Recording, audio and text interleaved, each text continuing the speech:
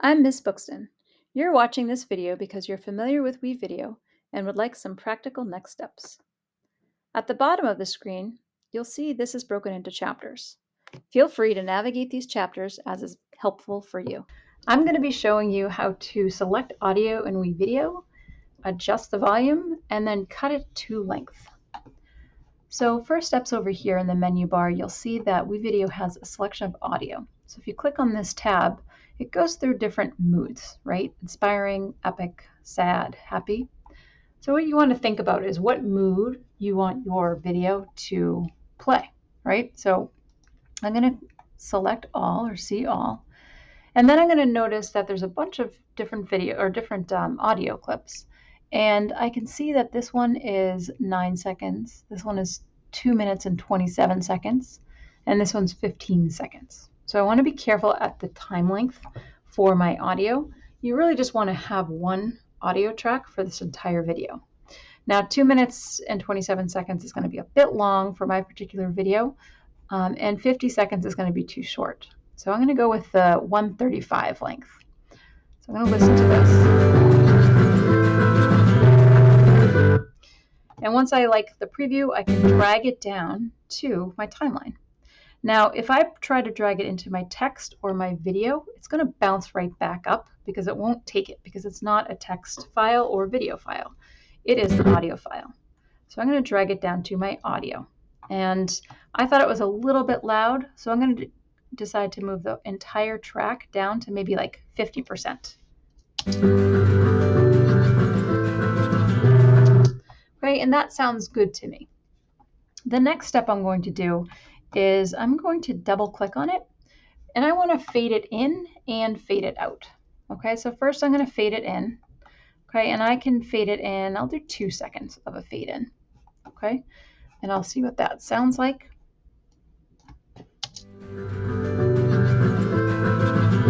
Okay, and that's a nice soft fade in. So I'm going to take that. Now I'm going to go to the end of my soundtrack here. And let's say I don't think it's going to be a full 130. I want to make sure that I shorten this clip. And sometimes you might not know that until you actually put all your video in and start editing it. But I'm going to show you how to shorten it for now.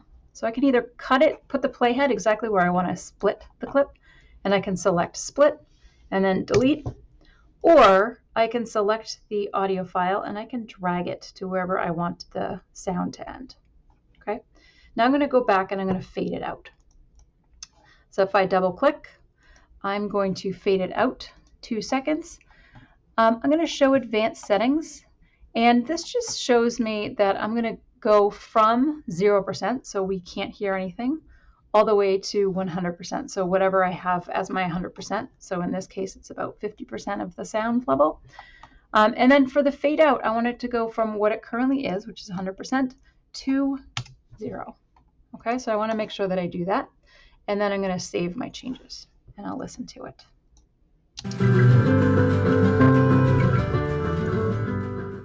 And that's a really nice fade out.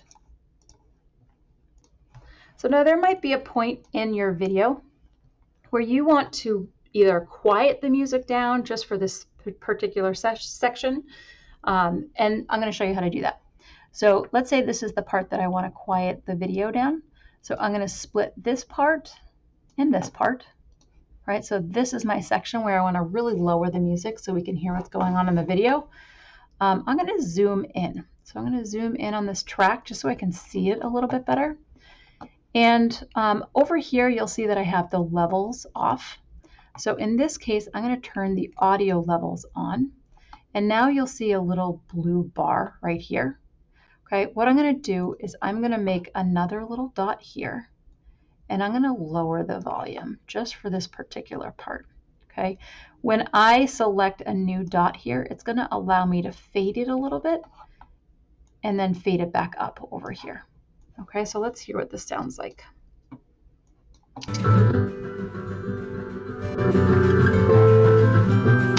Okay, so you get a section of the song that is just sound under. You can hear the music still, but it's really quiet. In this video, I'm going to be talking about scrubbing, cutting, and trimming your video clips. So I've imported my video into WeVideo here. And if I press play, you'll notice that you can hear the sound from the video.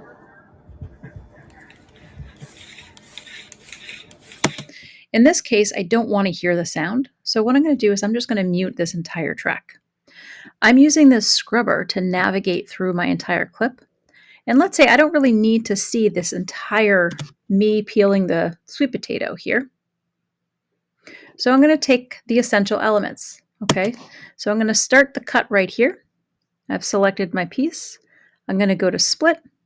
And now this is the part that I want to keep.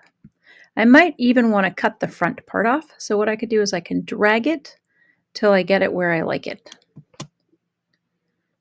Okay, and now I have a section of video that I like, and I can delete the rest. In this part of the video, I'm going to show you how to do an animation. So you can zoom in or out of an object. I'm going to choose my clip, and I have to drag it to the timeline. And once it's on the timeline, I'm able to double click on it, and you can see that I have a lot more options. You can see I have a lot of different options here on the side, which you're welcome to explore on your own. I'm going to direct you to animation. So animation allows you to start on a specific spot and then end on a specific spot. So you saw that I'm starting on kind of like a zoomed out area, and I'm going to end maybe zoomed in, and then I'm also going to drag it up a little bit so that it kind of goes out and down. All right, and then when I have the picture where I like it, I can do a little preview, and that looks pretty good. So I'm going to save.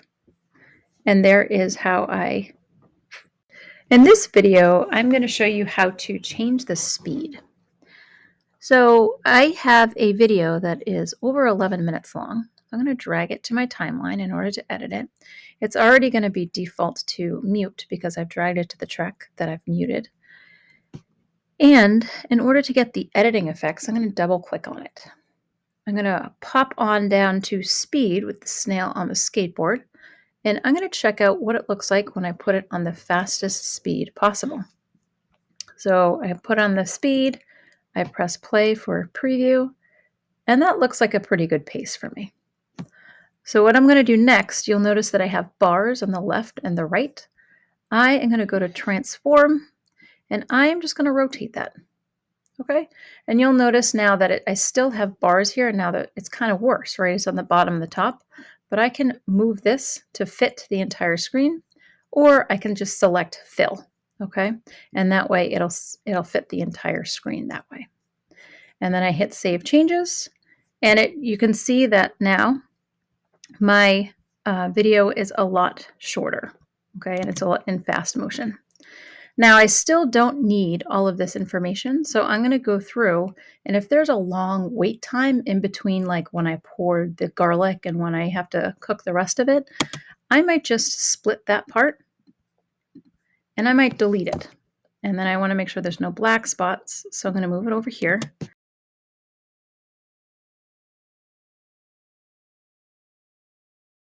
I am now going to show you how to add transitions.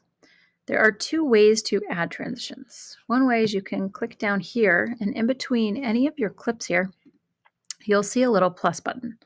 When you click on that plus button, it automatically adds a nice little crossfade.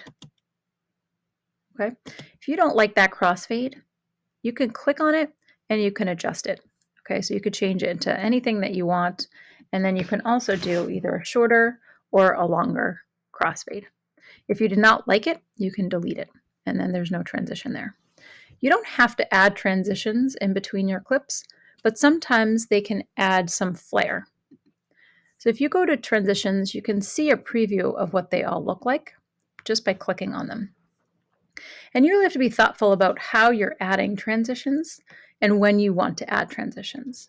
So for example, this crosshatch transition here, maybe you're just about to put pasta into the pot and then you're switching over to another prep area. So maybe the crosshatch would look nice, and you can drag it right down to wherever you need to drag it. And then there's a transition from one thing to the next. I am now going to show you how to edit text in WeVideo. So I'm going to click on the text option, and you'll notice that I have several different options that I can select for text. So if I go to multiline, this will be like good for titles, maybe credits if you have 4 lines or 3 lines of text that you want. But for most of your things, you're going to be sticking with either the titles or the captions. So I'm going to pop into titles right now, and you'll see that you'll probably spend a lot of your time here in this title area just to find different ones that you like. And once you find the thing that you like, you're going to select it and drag it to the timeline. Okay, you'll notice that I don't have an image or any video right here. There's just a black spot. But here, when the title goes over it, I do have video under it. And watch what happens. So there's black underneath, and then all of a sudden the video pops up. Okay, so for your title and maybe for your credits, you're going to probably want nothing in the background maybe, or maybe that's an effect that you like, as we did for the other videos. Maybe you want the title to show up when you're kind of introducing the beginning of your video. So you get to decide that for your video. How to edit the text? You guessed it, double click, and here we go. So I'm going to pop over to my storyboard, and I'm going to select one of my ingredients. And I'm going to paste that in here. And I'm going to say 2 medium sweet potatoes I'm going to put down here so it looks a little bit better. So I know how much in terms of the amount, and then I know what it is in the bottom. And I can change the color.